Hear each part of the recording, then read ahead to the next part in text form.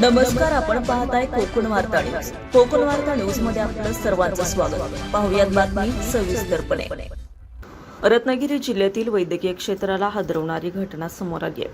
चिपळूण येथील कामते उपजिल्हा रुग्णालयातील त्रिरोग तज्ञ डॉक्टर कांचन मदार यांना लाचलुचपत प्रतिबंधक विभागाने 4,500 रुपयांची लाच स्वीकारताना रंगेहात पकडलाय. गर्भपातासाठी लागणाऱ्या गोळ्यांचे किट देण्यासाठी त्यांनी तक्रारदार महिलेकडे पैशांची मागणी केल्याचा आरोप आहे. सुशिक्षित महिलेने याबाबत अँटी करप्शन ब्युरोकडे तक्रार दाखल केल्यानंतर अवघ्या 6 तासात अधिकाऱ्यांनी सापळा रचून कारवाई केली. डॉक्टर कांचन मदार या जिल्ह्यातील परिचित नाव मानल्या जात असल्याने त्यांच्या अटकेची बातमी समोर येताच वैद्यकीय क्षेत्रात मोठी खळबळ उडाली आहे. पुढील कायदेशीर कारवाई सुरू आहे. प्रतिनिधी रियाज ठाकूर, कोकण वार्ता न्यूज, रत्नागिरी. ताज्या बातम्या आणि नवनवीन घडामोडी पाहण्यासाठी आजच आमच्या कोकण वार्ता न्यूज चॅनलला लाईक करा, सबस्क्राईब करा आणि बेल आयकॉन प्रेस करा आणि पाहत रहा कोकण वार्ता न्यूज.